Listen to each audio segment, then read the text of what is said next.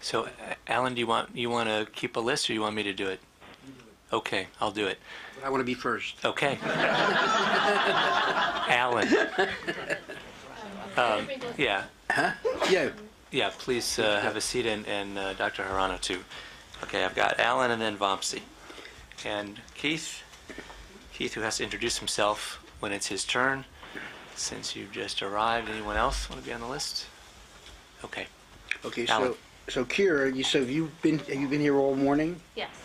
And you've heard all of the downside to MRT, Yes. or possible downside, but has that made you think twice about it as far as being a solution, a good solution for you?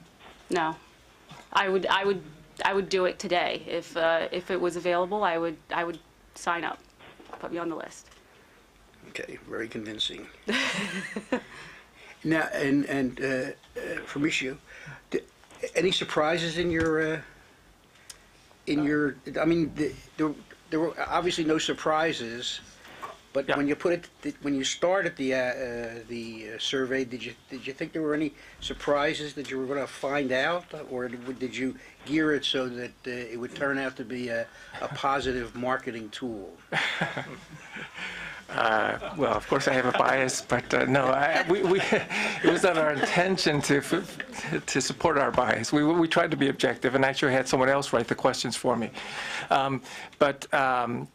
I think I was actually surprised in the opposite way. I was surprised how overwhelmingly positive people were about this. I thought more people might object for religious reasons, but very few did.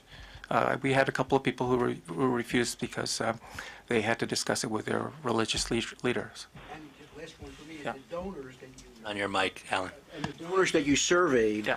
were donors that were there as donors for just donors in the IVF program. Exactly. They weren't specifically screened as donors that wanted to be involved in a research project. Right. This was just the women who were waiting in the waiting room for their routine Great. donations. Yes. Great. Vamsi.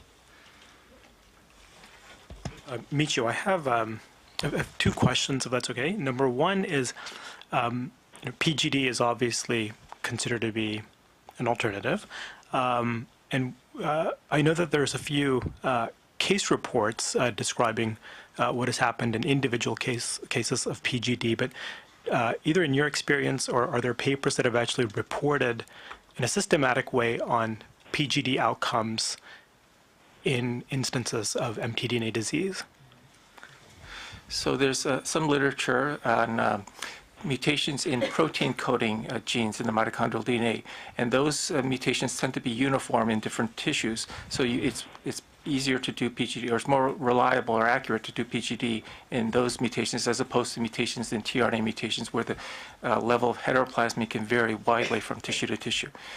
Julie Stephan from France has done some studies on this and has actually tried it on patients with tRNA mutations. The problem is if you do PGD, you have no control over the amount of mutations in the embryos, and you end up with a lot of embryos which are in the gray zone. If you have less than 30% mitochondrial DNA in the embryo, they consider it reasonably safe to go ahead and implant the embryo. If you have more than 60 or 70%, then that would be an embryo you would not want to implant because there's a high risk of having a child with the disease. But if you have an embryo with 30 to 60%, and many of the embryos do, it's in the gray zone, and it would be very risky to implant that kind of an embryo. So the only the alternative, of course, is the MRT, which would reduce that. And then the second question is, in your study, did any of the 90 or so women have mtDNA deletions? No, we excluded them. There were a couple of women who answered the surveys that had mitochondrial DNA deletions, and some who had other polymorphisms, which we don't consider primary pathogenic mutations. So we excluded them from the survey. But of course, if this MRT moves into the clinic, such patients would also have to be excluded from MRT. I think that's if you're going to regulate this, if this is going to be regulated by the FDA, certainly that has to be clear. Keith, and please, we've all gone around the table early this morning, so please just do a quick I think intro. I can manage an introduction, yeah. Yeah. I'm Keith Whaley. I write and teach on a wide range of topics on relating to genetics and public policy. the history of sickle cell disease, cystic fibrosis, Tay-Sachs, and how innovation has manifested itself, or how innovative approaches driven by genetics has transformed the life of people with these disorders and their parents as well. I teach at Princeton University on modern genetics and public policy. And I had two questions, one for each. For Michio, I mean, they're both driven by an interest in the, you might say, understanding the social issues of access that are that surround the way we deal with reproductive technology. And so for Michio, I have an empirical question, which is if you could just say a little bit about the demographic and socioeconomic profile of your survey respondents, insofar as you know, and for Kirah, to what extent did questions having to do with the risks associated with, as someone with mitochondrial disease, the risks associated with these different reproductive technologies, how did that come up in the course of your exploration of alternatives? And to what extent questions of cost played a role in your deliberations? So among the women who carried mitochondrial DNA mutations, I think that they tended to be on a higher socioeconomic level. However, we also surveyed patients not only in our private practices, but also in our muscular dystrophy clinic, and we take all patients, including patients without insurance in that setting. So we try to capture, I don't have the exact breakdown, but we try to capture a wide spectrum of patients from various backgrounds. And for the oocyte donors, of course, we went to an IVF clinic. A lot of these tend to be young women from local colleges that are volunteering or actually getting paid too. So, so they tend to be from higher socioeconomic classes. To answer your first question,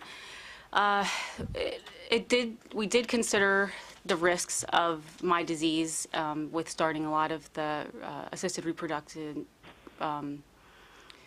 procedures, I guess you'll call it. The first line where they give you like oral medications and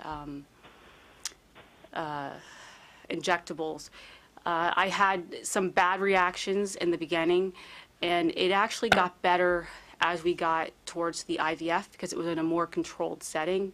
The IVF, as far as controlling hyperstimulation and how many follicles they're aiming for, where with oral meds and in injectables, not in IVF, you're kind of just shooting and trying to get as many as you can.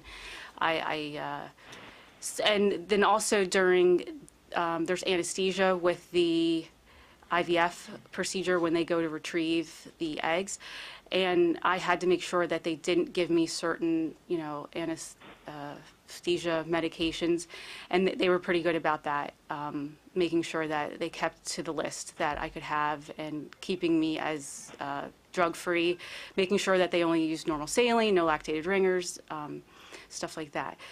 And then the rest of it was maintaining rest, really, throughout the procedure, and it wasn't that bad.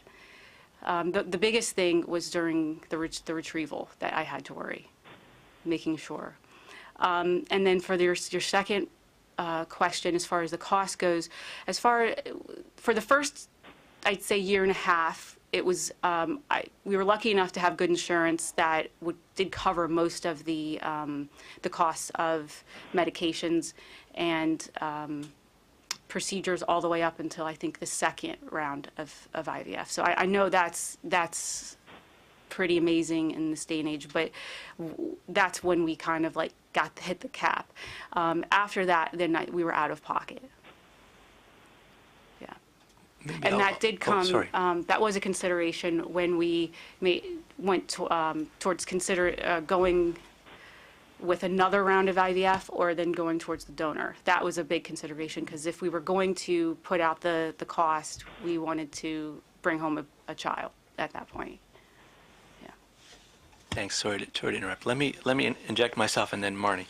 So, Michio, this may be more than your data can answer, but one of the things that struck me was the the difference in the healthy oocyte donors. There was a gap between those who were willing to donate for research purposes and those that were willing to donate for MRT purposes effectively, right? And it was not huge, but it was also not the same number. I wonder if you know anything about the reason that the women who were, they were more likely to be willing to donate for research than they were for MRT. Yeah, so the difference was small. I think about 5%. And 92% said yes, they would donate to research in general, and 87% said they would donate for MRT. I think there may be two reasons for that, but we didn't ask these people. Did not ask? But I suspect it was, in the first case, we said that we would not create a viable embryo. So some people may have objected for that reason alone. I don't know if anyone objected because of the idea of MRT. That I cannot say. Right. And of course, there could be different women in each group, right?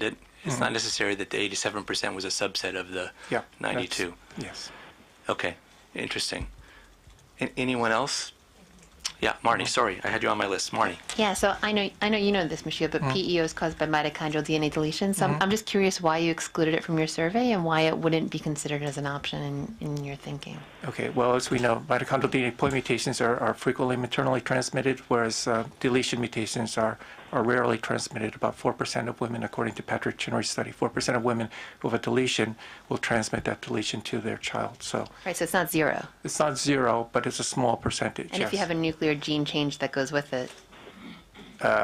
You mean it's a primary nuclear gene mutation? So if you had a nuclear cause of your deletion, so it Yeah. could be a complicated Yeah. etiology, is all I'm saying. Yes. So, but I'm just saying technically, there's no reason that a person with a mitochondrial DNA deletion couldn't have that abnormality screened for, or benefit potentially from this therapy. In theory. In theory, but it is, well, this is a question this is a difficult question. I mean, do you offer this therapy to someone who has a 96% chance of having a child without that mutation?